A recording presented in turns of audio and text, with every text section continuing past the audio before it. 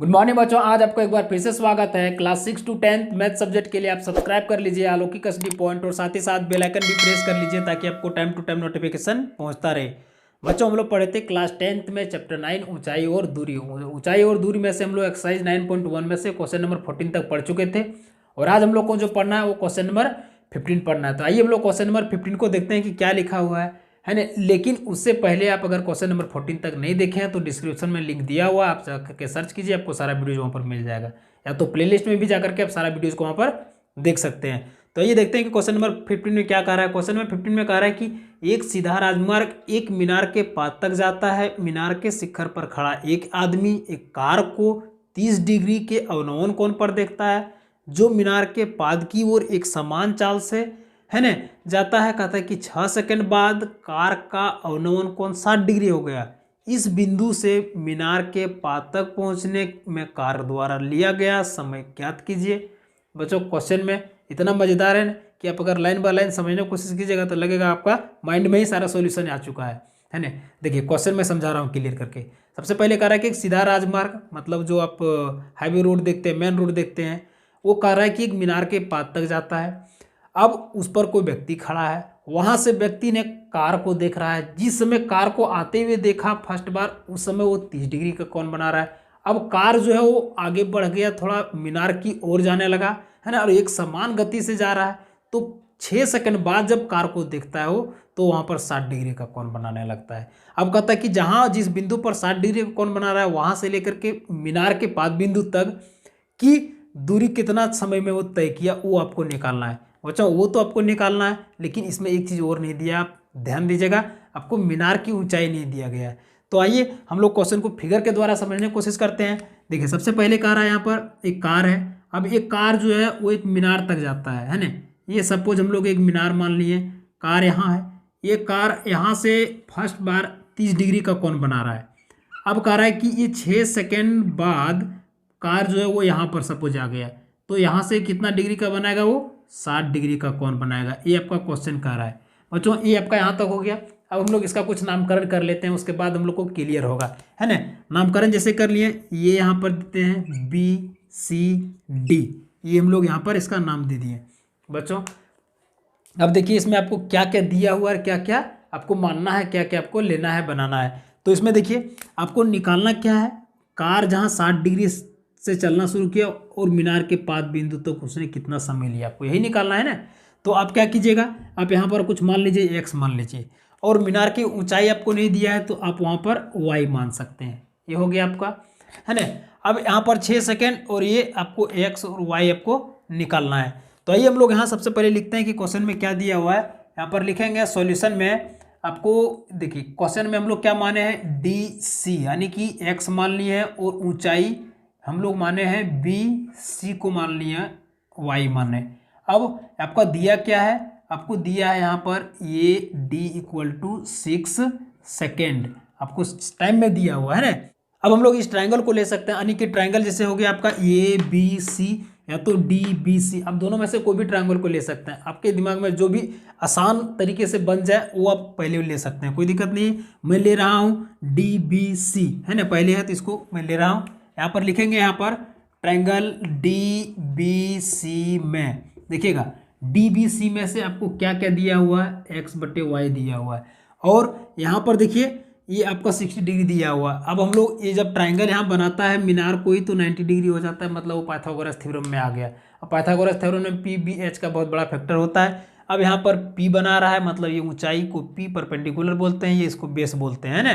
तो ये base B perpendicular P/B किसका वैल्यू होता है, वो 10 का वैल्यू होता है, कितना, 60। तो हम लोग यहाँ पर क्या लेंगे, यहाँ पर लेंगे 10, 60 डिग्री इक्वल टू हम लोग P/B लिखेंगे। अब 10 60 का वैल्यू कितना होता है, तो 10 60 का वैल्यू होता है √3, हम लोग √3 लिखेंगे। P देखिए आपका कितना दिया हुआ, y, तो हम लोग यहाँ पर y लिखेंगे। B आपका कितना है, B आपका x दिया हुआ है ना, तो हम लोग आकर क्या लिखेंगे, x लिखेंगे। अब x को यहाँ पर हम लोग √3 से इंटू करेंगे तो कितना हो जाएगा, √3x होगा। हम लोग यहाँ पर लिखेंगे √3x = y। देखिए हम लोग x का है तो x का वैल्यू यहाँ पर निकाल लेते हैं। x को अगर इधर y कर देते हैं और रूट यहाँ पर इधर में इंटू में है तो यहाँ पर आ जाकर के डिवाइड में हो जाएगा 3 इक्वेशन इसको हम लोग 1 मान लेते हैं ना। अब हम लोग चलते हैं दूसरे ट्रायंगल में। दूसरा ट्रायंगल क्या है, यहाँ पर आपका ABC है, उसमें भी यही फंडा है, लेकिन यहाँ पर ध्यान दीजिए कि आपको H जो है वो Y दिया हुआ है, यानी कि माने हैं आप, लेकिन B जो है उसमें 2 चीज़ है, क्या है, 6 + x है, क्योंकि आप AD + BD ये दोनों को आप जोड़े हैं तब जा करके आपका B जो है वो यहाँ से लेकर के आपका यहाँ तक AB हो गया है ना, AB हो गया। तो आइए हम लोग इसको लिखते हैं यहाँ पर लिखेंगे हम लोग ट्रायंगल लिखेंगे ABC में, ABC में से आप क्या लीजिएगा, यहाँ पर 10 30 डिग्री है ना, P ये पूरा हो गया आपका P/B, तो अब 10 30 लीजिएगा, आ गया 10 30 = P/B। अब 10 30 का वैल्यू कितना होता है, 1/√3 होता है। P आपका Y है, B में 6 + x, तो आप क्या लीजिएगा यहाँ पर 6 + x। अब क्या करेंगे, इसको हम लोग कोना कोनी गुना कर देगा, यानी कि क्रॉस मल्टीप्लिकेशन कर देंगे। तो क्रॉस मल्टीप्लिकेशन में लोग ऊपर आते हैं है ना, क्रॉस मल्टीप्लिकेशन में क्या करेंगे, 6 + x × 1, यानी कि 6 + x हो जाएगा इक्वल टू y × √3, मतलब क्या हो जाएगा, y√3। अब देखिए आपके पास x का वैल्यू पहले से निकला हुआ है ना। अब क्या कीजिएगा, आप x का मान समीकरण 1 में रखने, समीकरण 2 इसको हम लोग मान लेते हैं, समीकरण 2 में रखने पर, तो ये 1 का मान हम लोग इसमें रख देते हैं। यहाँ पर लिखेंगे समीकरण x का मान समीकरण 2 में रखने पर, ये हो गया। अब हम लोग x का मान यहाँ पर लिखते हैं 6, इसको लिखेंगे यहाँ पर 6 + x = y√3। देखिए x आपका कितना है, y/√3, यहाँ पर हम लोग लिखेंगे 6 + y/√3 = y√3। बच्चों यहाँ पर थोड़ा कैलकुलेशन आप ध्यान दीजिएगा, तो कंफ्यूज हो जाइएगा। देखिए इसके नीचे 1 है, कुछ नहीं तुम दे सकते हैं। अब √3 को 1 से अगर हम लोग LCM लेंगे दोनों को, तो ये √3 ही होगा है ना। अब √3 होगा, लेकिन 1 को अगर √3 से हम लोग डिवाइड करेंगे तो √3 आएगा, और √3 को 6 से इंटू करेंगे तो आपका 6√3 होगा। बच्चों अगर यहाँ पर आपको क्लियर नहीं हो रहा है तो मैं यहाँ पर क्लियर करने की कोशिश कर रहा हूँ। देखिएगा, देखिए यहाँ पर ले सकते हैं, सपोज यहाँ पर लेंगे अगर 5/4 लेंगे, प्लस अगर 6/5 लेंगे, कुछ इस तरह से हम लोग ले लिए है ना, एग्जाम्पल के तौर पर ले लिए इसको समझने के लिए। देखिए ये दोनों को हम लोग इंटू करेंगे, क्या करेंगे, अगर एलसीएम लेंगे तो कितना हो जाएगा, 5 × 20, 20 इसका एलसीएम हो गया। अब नीचे वाला से यानी कि हर से हर को डिवाइड करते हैं है ना, तो हर को हर से डिवाइड करेंगे, कितना होगा, 4 × 5 = 20, 5 आ रहा है, और 5 को हम लोग किससे इंटू करेंगे, वो ऊपर अंश वाला से इंटू करेंगे, तो 5 × 5 = 25 आएगा। वही काम मैं यहाँ पर कर रहा हूँ कि 1 को √3 से डिवाइड किया हूँ तो √3 आया, और √3 को 6 से गुना किए, जिस तरह 5 को 5 से गुना किए 25 आया, उस तरह से √3 को 6 से गुना किए तो कितना आ गया, 6√3 आ गया। क्लियर। अब देखिए वही काम हम लोग इसमें भी करना है कि √3 को √3 से डिवाइड करेंगे तो √3 कट जाएगा, कितना आएगा आपके पास, 1 आएगा।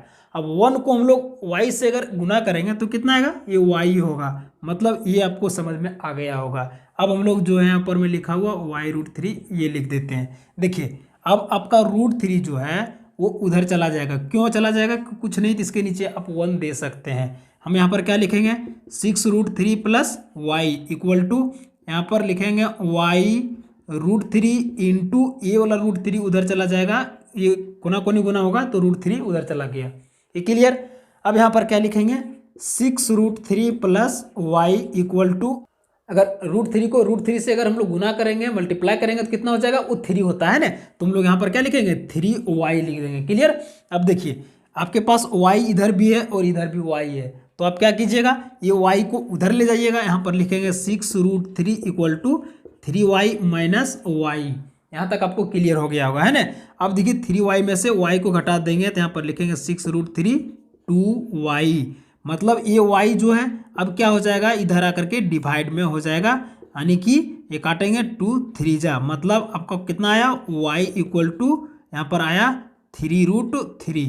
अब हम लोग क्या करेंगे, इसको y को हम लोग को यहाँ पर वैल्यू आ गया कितना, 3√3, और x का वैल्यू कितना है यहाँ पर, y/√3 है। बच्चों आपको निकालना क्या है, आपको निकालना है ax, यानी कि ये जो दूरी है, कार की दूरी और मीनार की पात की दूरी, ये कितना समय लेगा, ये आपको निकालना है। तो ध्यान दीजिए y का वैल्यू है इतना और x का है तो हम क्या करेंगे, यहाँ पर लिख देंगे y का मान, यानी कि y का मान समीकरण 1 में रखने, है ना, रखने पर। अब देखिए ये y का मान हम लोग पहले x का मान इसमें पुट किए y का निकालने के लिए, लेकिन y का जब एग्जैक्ट वैल्यू आ गया, है ना, 3√3 आ गया, तब हम लोग इसका y का मान जो है वो x में रख देंगे, यानी कि आपका x इक्वल टू यहाँ पर कितना है, y/√3। अब देखिए यहाँ पर y का मान हम लोग को वैल्यू पुट करना है, तो यहाँ पर 3√3/√3। बच्चों अब ध्यान दीजिए, ये क्या होगा, √3 दोनों कट जाएगा, कैंसिल हो जाएगा, कितना बचेगा 3। हम लोग टाइम पूछ रहा है तो सेकंड में यहाँ पर लेंगे, ये आंसर हो गया। दोस्तों अगर यह समझ में आ गया होगा, अच्छा लगा होगा, तो लाइक शेयर सब्सक्राइब करना ना भूलिएगा। इसी तरह से आपको बेस्ट लर्निंग वीडियोज आपको मिलती